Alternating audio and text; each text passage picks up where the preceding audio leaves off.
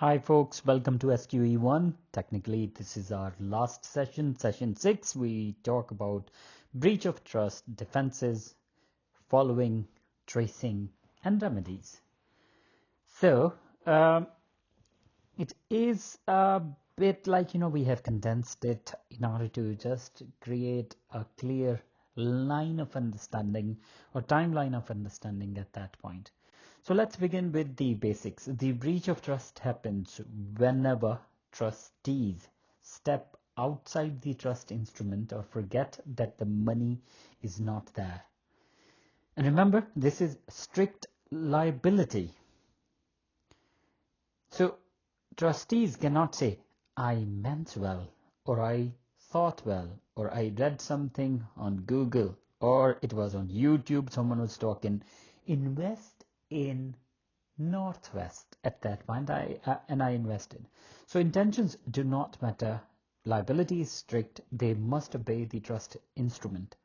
If the trust permits safe government bonds and they decide to invest in crypto, that is a breach. Even if the YouTuber or the famous YouTuber is advising them to do so.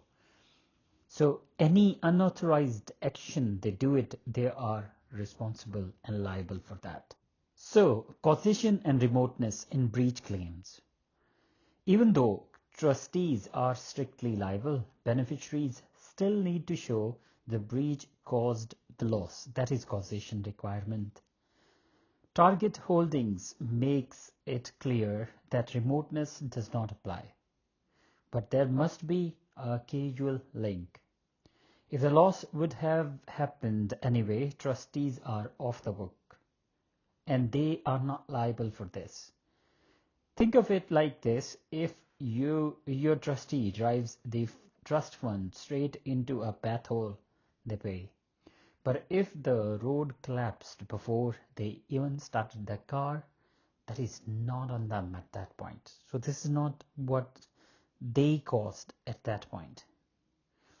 So trust holding, you need to keep in mind, trust holding confirms that remoteness principle from contract and tort law do not apply in trust context, not at all. However, no liability arises where no actual loss has occurred to the trust funds or trust estate at that point. So they have limit as well on their liability. So something that has not caused the effect, they are not liable for that one.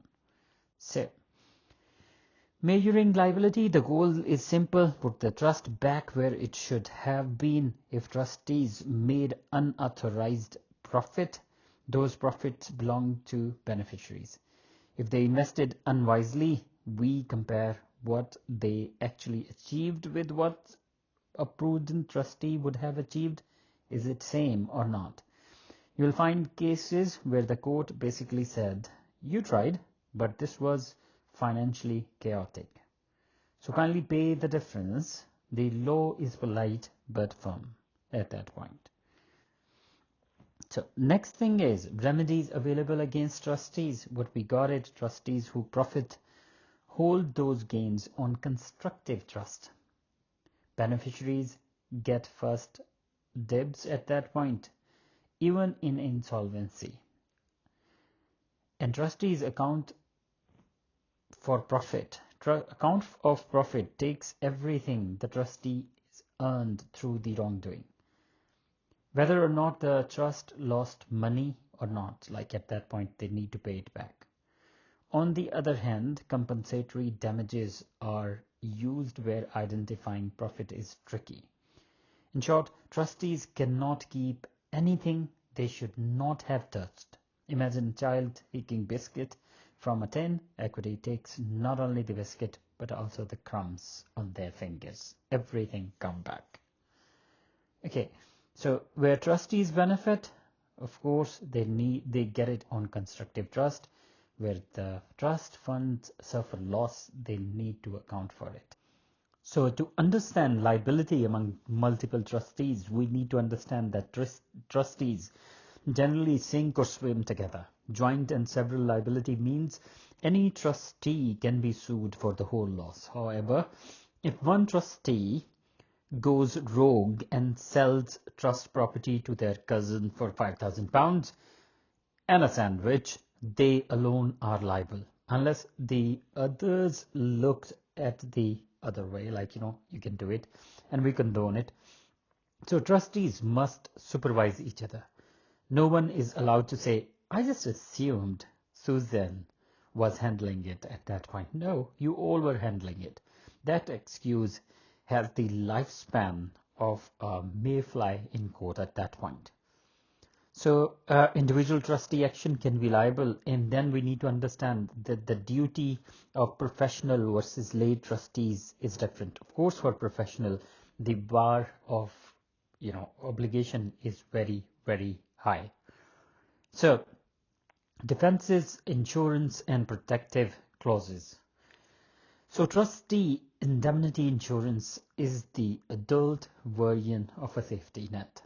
It covers honest mistakes, but not reckless or dishonest conduct at that point. Exoneration clauses can soften the blow, but the court scrutinizes them carefully. Especially when drafted by professionals, trustees cannot escape liability for dishonesty, even if the clause tries to, like it is written in the trust deed and all, but they cannot run away from dishonesty, fraud, and all of it. This is one of those moments where equity says, nice try, but absolutely not. It does not work for you. So let's talk about defenses. So we got different principles decided in different cases. Pitt versus Holt, one of the case law redefines the Hastings principle. Acts outside the trust power are void. Acts within power but carelessly considered may be voidable if the breach is serious. Trustees who take powers in their hand at that point and they are reckless, they are responsible for it. Trustees who take power in the hands, who give powers in the hand of professionals and they take professional advice are usually safe. So section 61 gives courts discretion to relieve honest and reasonable trustees. And if a beneficiary knowingly asked for the breach, they cannot complain afterward. You cannot order pizza and then accuse the chef of feeding you junk food and all. So limitation period, of course, there is limitation period. You cannot go for unlimited time and follow the trustees. So no fraudulent breaches have 6-year limitation period, but where a beneficiary's interest is contingent, time begins when their interest vests. So this is what is tested in SQE. Usually 6 years. In contingent once the time starts, plus 6 years. Fraudulent breaches have no limitation period because equity takes fraud very seriously. However, unreasonable delay may trigger lashes. If someone waits 20 years before complaining that their trustee stole £100,000, the court might politely wonder why they were so relaxed about it. So there is a principle in law that law does not help indolence, it helps vigilance at that point. So, strangers to the trust and overview. Strangers may suddenly find themselves treated like trustees if they interfere. We call this constructive trusteeship. There are two main types, dishonest assistance and knowing receipt. But remember, a bona fide purchaser of value without notice remains equity's darling. The person don't know what kind of property that is. Is it trust or not? They walk away untouched, and if wearing an invisible cloak of legal protection for the reason that they don't know it at that point, they are bona fide purchaser of trust property. In terms of dishonest assistance, the strangers help the trustees commit breach. The key is dishonesty, judged objectively. The stranger does not need to know every detail, but their conduct must fall below what an honest person would consider acceptable. If a solicitor waves through a transaction that obviously smells like last week's seafood at that point, smells everything, they cannot claim innocence at that point because they have charged kind of fishy money in it. The court asks, would an honest person do this? That is objective, and not did you personally think this was fine or not. So next thing is knowing receipt of trust property, that you know it is trust property and you are receiving it. Recipient liability focuses on the receipt of trust property. The stranger must receive it for example, they receive it for personal benefit and must know enough to make retention unconscionable. Dishonesty is unnecessary, but no knowledge matters. That's it. If you receive £200,000 from a trust and conveniently ignore obvious red flags, equity will tap you on the shoulder and say, return that immediately. That's not your money. How it works, how to get that money back. So how to get that money back? That is through following and tracing. Those are two core principles. Following is simply tracking the same asset as it moves. Tracing is following value when the asset changes from it. At common law, tracing fails the moment money mixes with other funds. Equity, however, is more flexible. It can trace into mixed account, but only if the property remains identifiable. The lowest intermediate balance rules often appear in exam. So remember, if the account dips below the trust contribution, recovery stops at the lowest point. And what does it mean at that point? Like, look at here, tracing into mixed funds, that how to trace it. Ray Hallett presumes trustees spend their own money first if they got trust money. So Ray Otway products beneficiaries where the trustee buys an identifiable assets at that point. Innocent volunteers such as charities in Ray Diplock may still face proprietary claim if they got some money, trust money. Clayton's case applies first in, first out. But courts now prefer fairness through proportionate sharing. And remember, personal claims against innocent volunteers only arise once claims against the original wrongdoer are exhausted. Like if you cannot recover money from the trustee, afterward you go to third parties who got the money. Equity is firm but polite. Once again, I say it. So you need to remember all of it. Like, there are different principles here once the money is mixed with other money. So trustee, they use their money first. That's what we need to keep in mind. Rest, what is left is trust money. Number 2, first in, first out. That's another principle. Which money came first? In case of mixed property or mixed money. And then we got proportionate, principle of proportionate, like,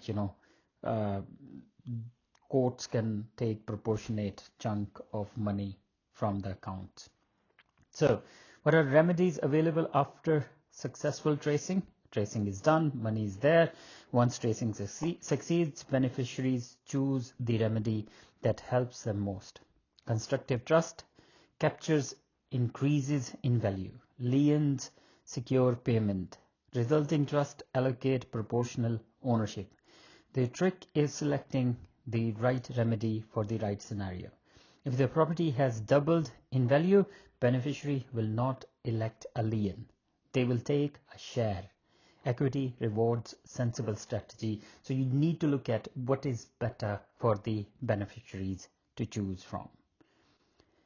Our favorite SQE1 examination tips and pitfalls in exam: distinguish carefully between dishonest assistance and knowing receipt. Always identify the mental element. With breach of trust, remember strict liability and causation. For tracing, identify the account behavior. Mixing, dissipation, lowest balance, and presumptions. And always ask yourself, what remedy would a clever lawyer choose? If you think like a trustee, you fail.